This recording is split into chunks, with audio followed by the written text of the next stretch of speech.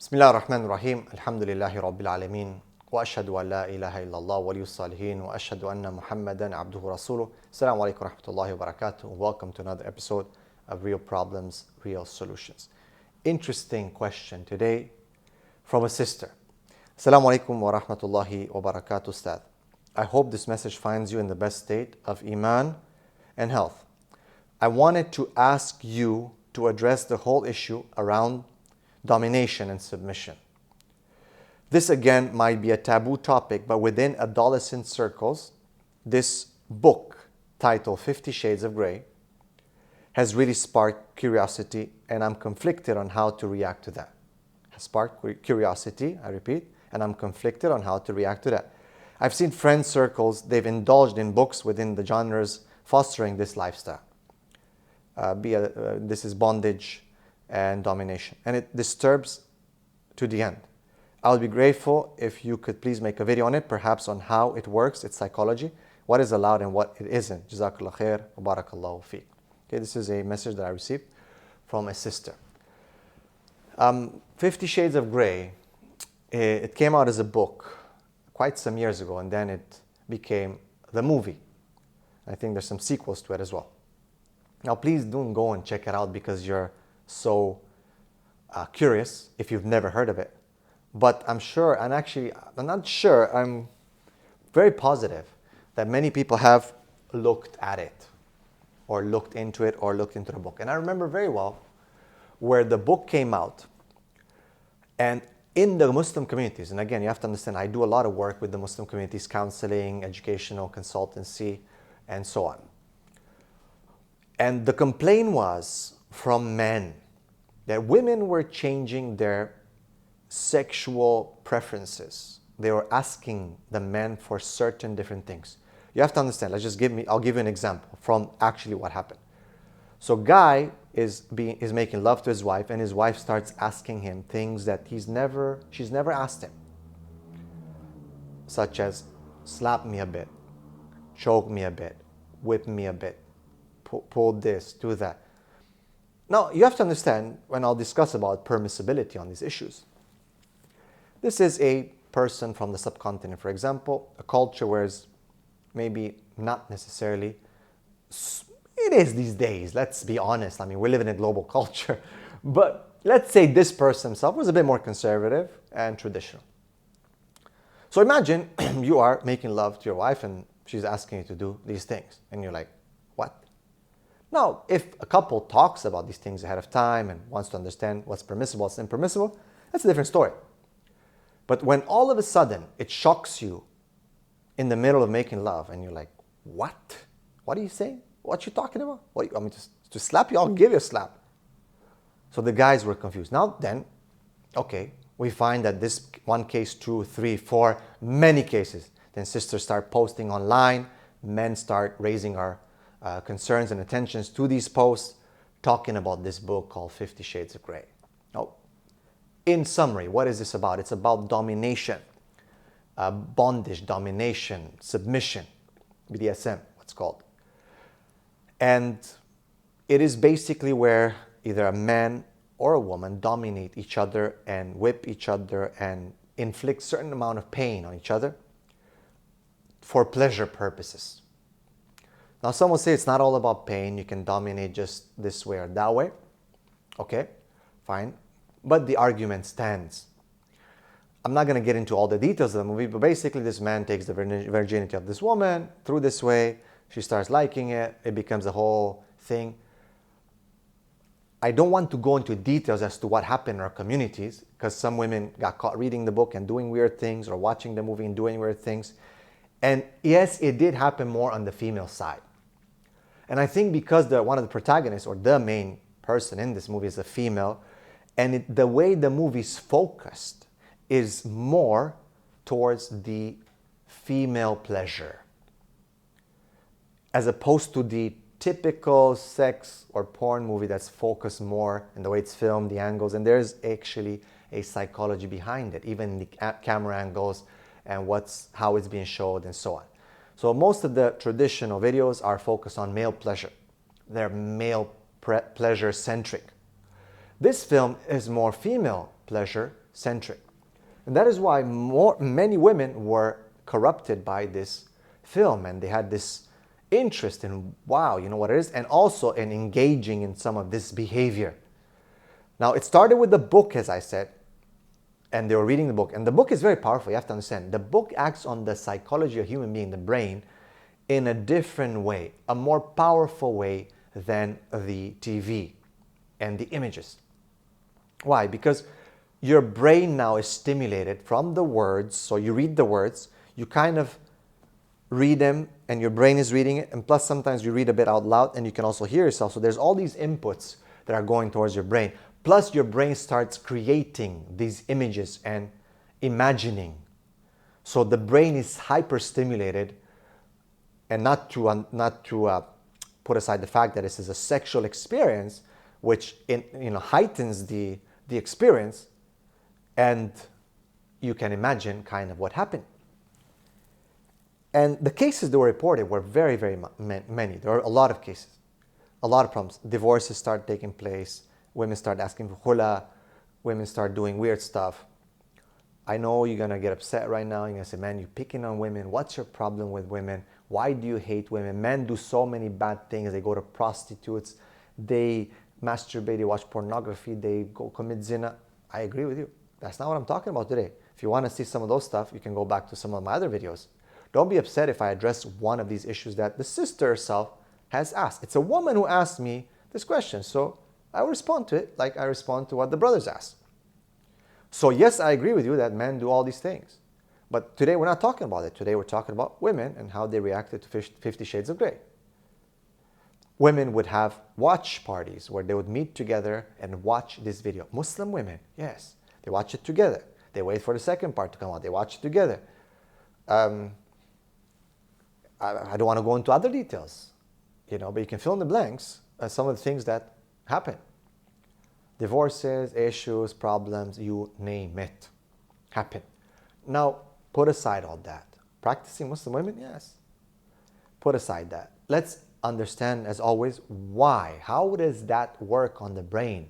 I've talked before in the psychology of behind sin, how it works, right? Anything that's exciting, enticing, sinful, lustful is quite stimulating. It, in the different attracts us, right? So, what is behind this?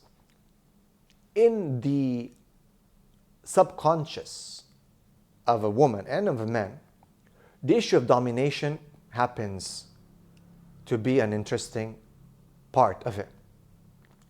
Now, there's some studies that show that women, when they themselves are portrayed as the sexual object, they find more pleasure.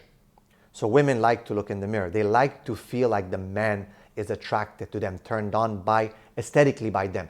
And just the fact or the thought of the man being turned out by them and them being objectified, and I'm talking here within the halal, of course, but it happens also outside the haram, they like that. It turns them on. Women look in the mirror a lot. They compare their shape of the body. They even get attracted to their own shape and form. And there's even a study that shows as to how women react when they see certain pornographic images within same gender, women, men, and even animals, and heterosexual. And these studies are quite interesting, but they give an interesting insight into the female psychology. The woman is more about the act, about what it represents, about the form, and how she feels in that act, as opposed to who. I know it's complicated. A lot of women are like, no, but I like the guy. He should be this, he should be that. I agree, it happens. But I'm talking about what kind of dominates or what's more prevalent. So the study is showing that when woman feels like she is the object or the recipient of pleasure, then she feels very turned on.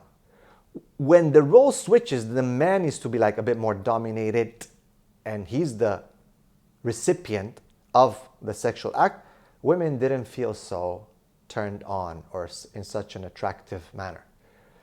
So they like to receive, to be dominated in general, okay, and it does turn them on. I'm talking about here, again, the psychology of the female, what some of the studies show. Now, of course, some of these studies can be challenged, and some of you can say, no, I'm not like that. And of course, that is very much probable. But in terms of, if you look at just the biology, men give, women take. In general, that's just the way it is. The sperm is produced, the egg is released, yes, but the sperm comes forward, the sperm swims, the sperm does the work. Millions of sperms get produced daily, while only 1 or 2 eggs, 3, depends on some women, there's an exception, are produced monthly. Men are the powerhouses of society when it comes on many different levels. Biology doesn't lie, DNA doesn't lie, the fitra does not lie. As much as feminism will say whatever they want to say, in the end you'll be refuted by every single aspect in the biology, the psychology, the reality of humanity on this earth. All you have to do is, أَفَلَا تُبْصِرُونَ. Do you not see what's going on? Do you not understand? وَفِي أَنفُسِكُمْ. And in yourself there's a sign. Don't you see? So the men give, and it's just the fitra, and the women like to receive. And that's why domination is sometimes a thing that stimulates them.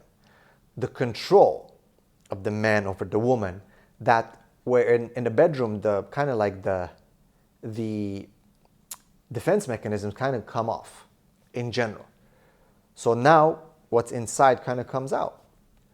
And they want to, in general, be dominated. Now, it can switch roles as well sometimes, and sometimes some women might like to dominate, yes. Not going to get into that as to what happens, when do women dominate, but it's not the default. You can see a study, an interesting study, about rape fantasies. And of course, no one likes rape, and how difficult and how harsh the punishment is in the Sharia. It's extremely harsh. But we find that some women, about 62%, report having rape fantasies. Why? Are they sick? They want to get raped? No, it's, I think, just the feeling that was associated with being dominated and being powerless in the hands of a man. And that's why some couples enact these kind of fantasies, right? Now, is within a controlled environment, so you can say, hey, it's a bit of a perversion, but it's in a controlled environment. I don't think any woman would want to go on the street and get raped. But even women who know about rape or have been involved in rape or anything like that, some of them will have, even it's a trauma. For many women, it's a trauma. And a lot of women who just keep it as a fantasy, they don't understand that, what it means, a trauma. So most of the women who fantasize about it, just the ones that I've seen in a movie, they're just intrigued by the appeal of being dominated by a man, but have never actually been raped and saw that it's a trauma and it affects their sexual life and the way they feel towards men and not being able to be intimate with their spouse, for a long time. So it's weird because it's not fair for the women who've been raped and who suffered that these women take it as a fantasy. But this is what happens. Okay, the studies show that there is such a fantasy. Domination is an interesting subject. So definitely this was brought up by this book. Now, what is permissible though? Can a man and a woman engage in some of these things? Well, there's a qaida and a rule in Islam, la darara wa la dirar. There is no harm and no reciprocation of harm. But if a couple has a bit more rough lovemaking, maybe the woman likes it, the man likes it, that's something they discuss. It's a bit rougher, not like, just like the typical traditional, missionary position or something. That is permissible. Like there is a narration that shows, for example, a position, or one of the Sahaba reported the Prophet ﷺ and compared it to something that is a bit more rough. So I'm not saying to beat your wife or to whip her with a whip or to this and that, but the concept like maybe being tied down or dominated and this and that, as long as there's no pain that is inflicted that will hurt, if it's just a bit rougher and she enjoys that, and for whatever reason that happened in the past, or and maybe that's some women, that's the only way they can climax, if they feel like they're dominated. I know a lot of people see this perversion, this is that. I'm not judging here on that. I'm trying to tell you that within Islam, what's permissible is clear and what's impermissible is clear. Now, there are shubahat and doubts and this and that, but in general, when it comes to sex, the Prophet ﷺ, that's why some of the scholars say that he was very specific as to what was not allowed. Now, can you inflict pain and punishment on your wife, thinking that this is a pleasure? It goes beyond the limits of what's permissible. That's why the qaida is there's no harm and no reciprocation. So we should not misunderstand that. But again, can there be a bit stronger, rougher lovemaking because there's passion and emotion, some small smacking, small pinching, small biting, small pulling, small this, small that, maybe a harder, frequency and speed. That is between the couple when they get comfortable with each other. If that's the type of love. Sometimes you're in different moods. Sometimes you want to have slow love. Sometimes you want to have harder love, harsher love. Sometimes you want to talk a bit this way, that way. That is the couple when they discuss, they love each other, they agree on these things. They can do as long as they do not pass the regulations of Islam and they start inflicting harm and causing problems. One says stop, the other one is insisting, rape, this, that. That is impermissible. All right? And it's impermissible, I would say, even for a person to indulge in these things because they read this dumb book or saw this ridiculous movie that on the first night they're going to perform like Tarzan. Right? Because you will hurt your woman. You will traumatize her. And vice versa. Maybe the woman is the one who read this book and she wants this kind of stuff and is asking the man, she waits for him with a whip. And he's like, what? And he's probably going to walk away. He's going to get scared. What kind of woman is this? Right? One of the questions that came to me one day was from a sister saying that, I'm not married yet, but we're about to get married. Our nikah is like 1 week and we're going to consummate the marriage. And my husband has already made arrangements for us to watch porn while we're doing this. Like, what kind of man is this? What kind of mind does he have? Is he ridiculous or what? How could you? And I don't want to tell you another story, another case that I had or that I've heard of where, the guy did the mistake of bringing porn in and then he couldn't take it out of the bedroom and ended up in divorce because he was so jealous of what the wife was trying to watch and even asked him to bring these kind of things into the bedroom and these kind of people. So it ended up like saying like, I destroyed my marriage. So yes, there are certain things that are permissible within Islam. If you want to be a bit rougher, agreed upon, you guys have the mood, different positions. For example, the people of Medina had the position of laying on the side. And the Prophet then explained this, that you can enter from wherever you want except for the dubur or the anal. So positions were discussed, frequency, how the speed, these things can regulate or depend on you and how you guys do it, being together, loving each other. But to harm and to hurt each other and to cause pain, some people cut, burn, weird stuff, whipping, leaving marks like crazy, whatnot. This is something that I believe is not permissible. Now, if it's like a hickey or something, when someone kisses and this and that, that's a different story. But for people to hurt each other like these people do, if you understand what's bondage and domination and submission, is disgusting. It's a perversion. It's something that will destroy someone's marriage, something that will destroy the sexuality of a person, will corrupt the fitrah of a person, and I believe is totally, totally impermissible. May Allah subhanahu wa ta'ala help us to understand the truth and follow the sunnah of the Prophet ﷺ. If you like this video and you find it beneficial, share with others. Please check the description and the links below. Become a patron to support my work. With as little as $3 a month, we can do a lot together to educate the Muslim Ummah. And if you want to book an appointment, check out the links again for counseling, positive Islamic psychology counseling. Barakallahu feekum. Assalamu alaikum wa rahmatullahi wa barakatuh.